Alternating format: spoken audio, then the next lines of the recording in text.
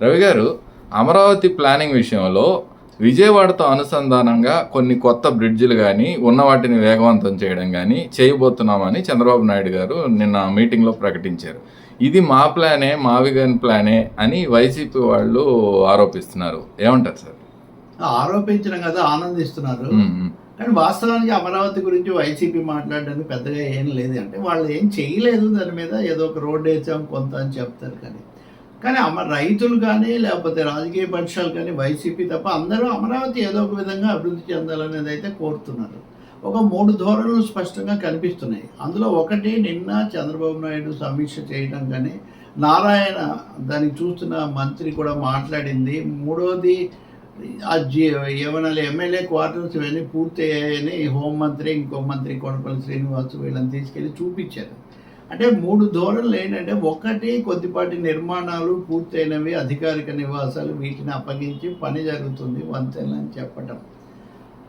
రెండోది మీకు చెప్పింది, అది కనిపించకుండానే ఒక విధంగా విజయవాడతో చాలా భారీ ఎత్తున అనుసంధానం పెంచేటటువంటిది కూడా స్పష్టంగా కనిపిస్తుంది. మూడవది విజయవాడ, గుంటూరు అన్నారు కదా, గుంటూరులో కూడా ఈ మధ్యకాలంలో అక్కడ అధికారులు మనం అమరావతి స్థాయిలో పని చేయాలి, క్వాలిటీ అనేది అమరావతి లాగా ఉండాలని వాళ్ళు కూడా చెప్పారని. సో ఈ 3 కలిపి చూస్తే ప్రభుత్వం కేవలం అమరావతి 29 గ్రామాలు అభివృద్ధి అన్న దాని మీదే కాకుండా ఇప్పుడు విజయవాడతో అనుసంధానం. మీరు గుర్తు చేసుకుంటే విజయవాడ ఎంపీగా ఉన్న కేతినేని చిన్ని గ్రేటర్ విజయవాడ తీసుకురావాలని ఒక నినాదం, దానికోసం కొన్ని ప్రణాళిక సమర్పించడం కూడా ఉంది. అసలు శాసనసభలో ఈ అంశాన్ని చర్చించినప్పుడే విజయవాడ గుంటూరు మధ్యలో రాజధానిని తీసుకొచ్చారు. తర్వాత ఇవన్నీ కూడా జరిగాయి.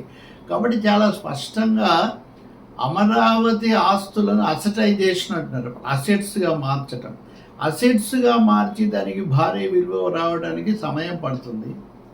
కాబట్టి మొదట అనుకున్న విధంగా విజయవాడతో అనుసంధానం పెంచడం ఒక వాస్తవిక అవసరమని ప్రభుత్వం గుర్తించినట్టు స్పష్టంగా కనిపిస్తుంది.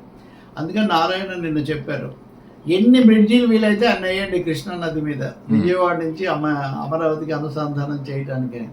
ఇంతకుముందు కూడా కనకదుర్గమ్మ వారధికి యువతల పెరగడం ఇప్పటికే పెరిగి ఉంటుంది ఆ ప్రాంతం విలువలు కూడా. కాబట్టి ప్రభుత్వం యొక్క వ్యూహంలో ఈ మార్పు స్పష్టంగా వచ్చినట్టు కనిపిస్తుంది.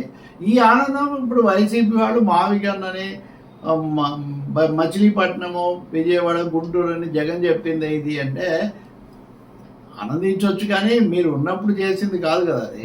కాబట్టి అది మీ నినాదం మాత్రమే, మీ విధానం వేరుగా ఉండింది. సరే, ఆనందిస్తే ఆనందించండి. రైతులకు ముందు పనులు జరిగితే ఆనందిస్తారండి. ఇందులో ఈ 2 పార్టీల వివాదాలు తర్వాత. Right sir.